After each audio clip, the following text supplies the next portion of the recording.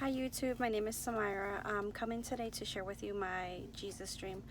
I've never posted anything on YouTube, but I just felt really compelled to share this with you all.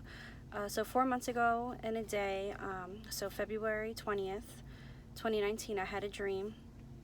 And in my dream, I was in Philly. I was at a friend's house and she was working on a college essay. And as we were wrapping it up, I decided that I was going to go home. On my way out the door, I saw another friend's brother, and I called out to him to ask him where he was going. And he had mentioned he was going to get on a bus. So I asked if it was okay if I went with him, because I couldn't remember what bus I needed to get on. I was going back and forth if it was a 54 bus or the 57. So as we walk over to the bus, I see a couple guys that are wearing a shirt that caught my attention, and when I walked over, I realized it was a shirt that was from my brother's clothing line. So we talked a little bit and we got on the bus, and as I was sitting on the bus, I was just kind of like looking at the people on the bus, and I got off. And when I got off, I realized that I had my cell phone, but I'd forgotten my purse. So I had this really sunken feeling. I was worried, and so I thought that maybe if I ran fast enough, I could meet the bus at the very next exit or the next bus stop. As I was running, I realized that the bus was too far away and I'd never catch up. So I started walking down to my dad's house. As I was walking down my dad's street, this dark fog, I definitely knew it was something demonic and evil, started following me. And so I ran to my father's house, and I'm knocking on the door, I'm pounding on the door, and I can see him on the other side of the screen door, but for some reason he couldn't get the screen door open to let me in. So I'm pulling at it, and he's kind of motioning over to me that he can't open the door, it's stuck. So I sit on the step, and I'm so upset, I'm frustrated, and out of nowhere in the sky, it turns into this really, really vibrant yellow golden color. It looked like melted gold. It reminded me of the end of a sparkler or sprinkler, like those fireworks that we light on 4th of July that are really, really, really, really bright and vibrant.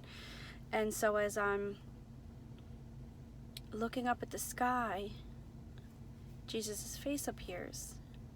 It's just like the silhouette, and I remember feeling like I was in awe. I was kind of scared. I knew what it was.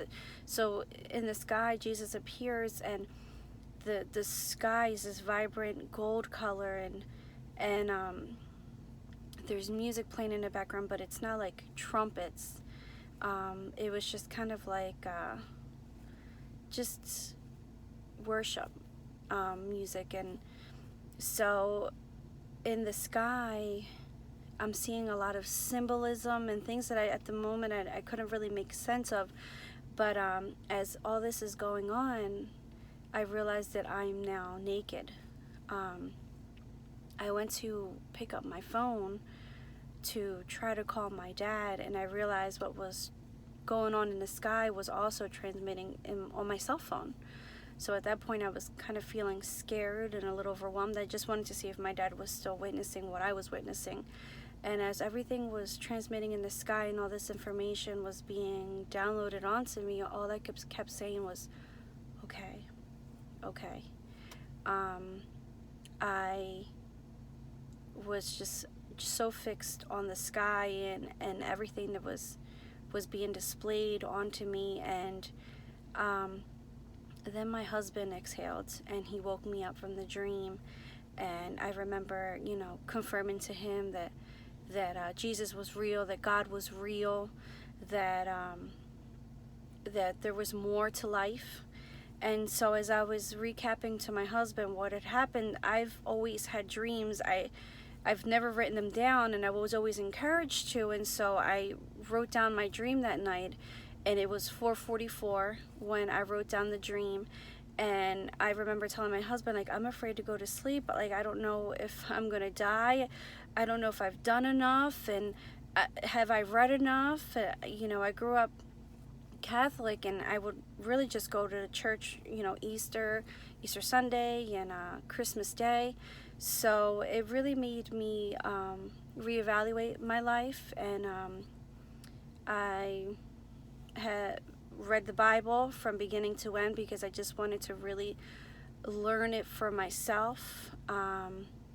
I've surrounded myself by other mentors, spiritual mentors, and basically the essence of the dream that I captured, the message that God gave me, was not to worry about worldly things. He's all we need. Earthly things are not of importance, and that we just need to go back to the basics. We need to love one another, just love each other. And so that's my message. That's my dream.